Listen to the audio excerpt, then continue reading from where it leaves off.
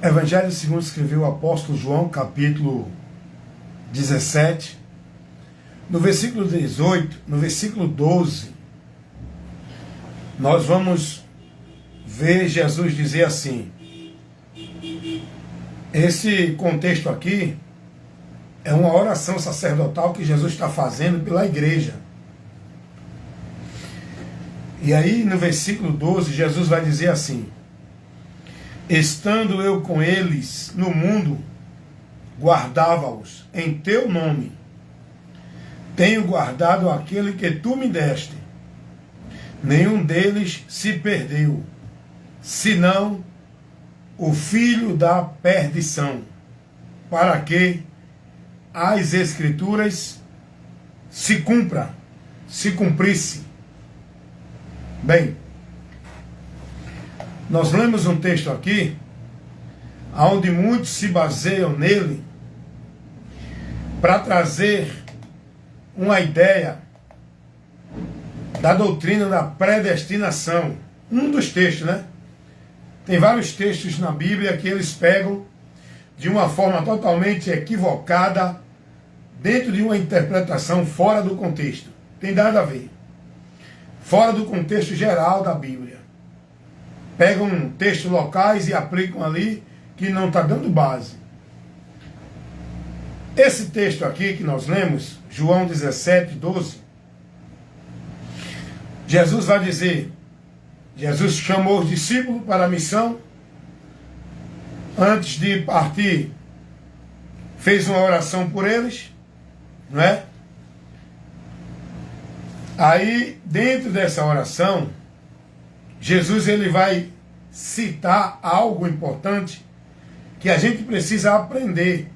O que Jesus falou aqui, para a gente entender e não ficar preso na interpretação do homem que forma uma doutrina herética que contraria a verdade do Evangelho. Jesus vai orar dizendo, vou ler de novo o texto, João 17, 12. Estando eu com eles no mundo, guardava-os em teu nome. Tenho guardado aqueles que tu me deste, e nenhum deles se perdeu, senão o filho da perdição, para que se cumprisse as Escrituras. Meus amados irmãos, estamos aqui dentro de uma situação. Jesus, ele diz que tenho guardado aqueles que tu me deste, para que não se perdesse. Pois o único que se perdeu foi aquele chamado Judas, o qual Jesus vai dizer, filho da perdição. Por que Judas se perdeu? Porque Jesus não guardou Judas. Aí Jesus vai dizer, para que se cumprisse as Escrituras. Mas para que se cumprisse as Escrituras, em qual termo? Em qual termo? Porque as Escrituras já tinham revelado que alguém trairia Jesus. Lá em Salmos está isso. Venderia ele pelo valor de moedas. As Escrituras já tinham revelado o que iria acontecer entre aqueles que Jesus chamou. As Escrituras já tinham revelado. Não que as Escrituras mostram em algum lugar ninguém sendo determinado, decretado para o inferno. Aprendam isso, tá? Quando Jesus fala para que se cumprisse aquilo que as Escrituras falavam, era aquilo justamente que revelava em relação àquele que iria lhe trair, que ele iria ser traído. Isso está lá em Salmos. E fala até o valor das moedas. Mas o importante aqui é você entender. Quando Jesus diz o filho da perdição, Jesus não está aqui ensinando que Judas era predestinado ao inferno. Jesus não está ensinando aqui nenhuma doutrina de predestinação. Filho da perdição, por quê? Porque Judas não aceitou o propósito de Deus. Filho da perdição, por quê? Porque Judas se manteve firme no seu eu, não se entregou a Cristo. Filho da perdição, por quê? Porque Judas se entregou ao seu desejo, à sua vontade, à sua concupiscência, não se entregou, não se esvaziou para ser guiado por Cristo, porque filho da perdição, porque Judas não estava proposto a viver dentro do propósito de Deus. Ele queria que Deus cumprisse os seus propósitos. Judas queria rebelião contra os romanos. Judas queria que Jesus se tornasse um rei literal para destruir o exército literal de Roma. Judas queria que libertação não era espiritual. Judas queria libertação do jugo do povo romano. Só que Jesus não veio para isso. Jesus não veio para essa libertação. Tanto é que a Bíblia diz, aquele que é servo continue servindo como servo. Você foi liberto do pecado, mas você continua ainda sobre alguma situação, ainda continua dentro de serviço para o homem, continue. A Bíblia diz isso. Quem é servo, continue sendo servo. Vocês vão continuar sob o jugo de Roma, porque Jesus veio tirar vocês do jugo de Satanás, do pecado. Está entendendo isso? Está entendendo isso? Hoje nós estamos ainda sobre o jugo dos governos humanos ou não? Tomamos sim. Tomamos sim. Somos sufocados em nosso salário, somos sufocados em trabalho, somos sufocados em situações que a gente tem que aceitar, porque são eles que determinam, irmão. O que a gente está livre é da prisão espiritual, é da força do pecado.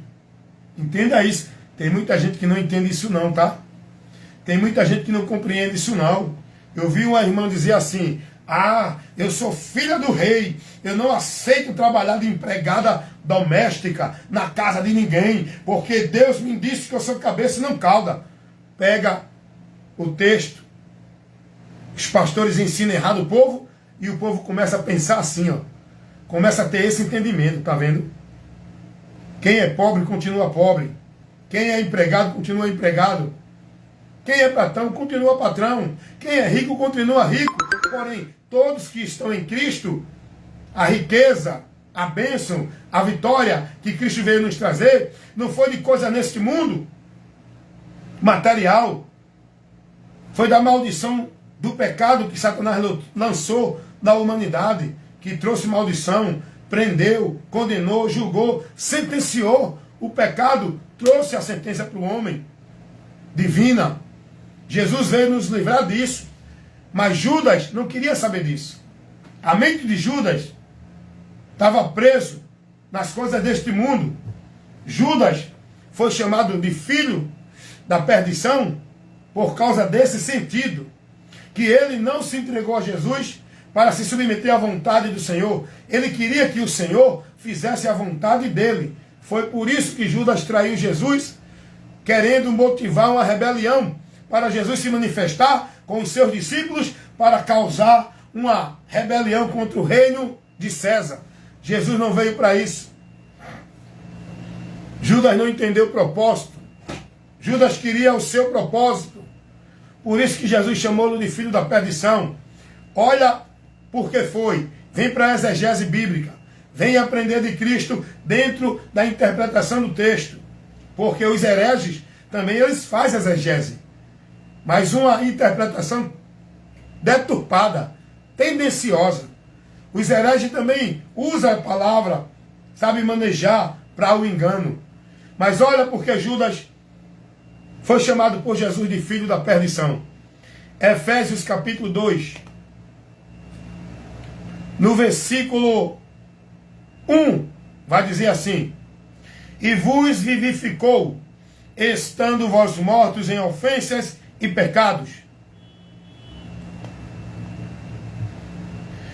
em que, versículo 2, em outro tempo andaste no segundo curso deste mundo, segundo os príncipes da potestade do ar, dos espíritos que agora operam nos filhos da desobediência, entre os quais todos nós também antes andávamos nos desejos da nossa carne, fazendo a vontade da carne e dos pensamentos, e éramos, por natureza, filhos da ira, como também eles ainda são. Sabe por que filho da ira? Sabe por que filho da perdição? Está aqui, meu irmão. Porque anda nos desejos, segundo a influência dos espíritos mundanos, na sua concupiscência, na sua vontade, no que eles entendem, no que eles querem, satisfazer a concupiscência. Foi isso que aconteceu com Judas, porque Jesus chama a todos, mas nem todos se negam, nem todos renunciam. Foi o que Jesus disse à multidão dos discípulos que veio após ele: quem quiser vir após mim, negue-se a si mesmo. Essa é a regra. O homem se esvaziar para ter Deus na vida dele. O homem se negar para fazer a vontade de Deus. O homem se submeter não à concupiscência dele, não ao que ele quer, mas o homem se submeter à vontade de Deus, que é boa, perfeita e agradável. Por isso que Jesus chamou aqui, falou aqui em relação a Judas, filho da perdição. Judas não foi predestinado ao inferno.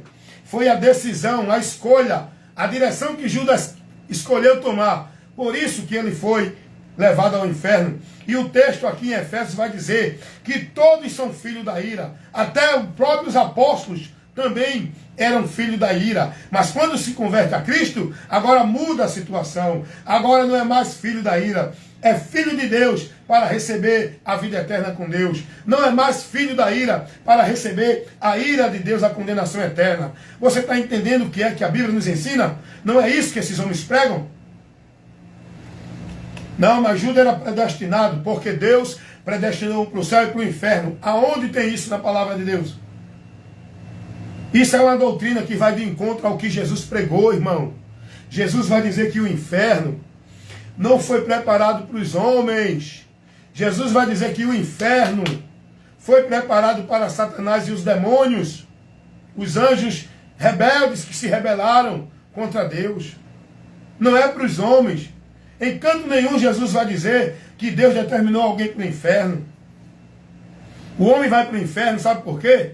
Porque não ouve a verdade para se salvar. Está lá em 2 Tessalonicenses, capítulo 2, versículo 10 ao 12. O inferno não foi preparado para o homem, foi para o diabo e os demônios. Está lá em Mateus 25, 41.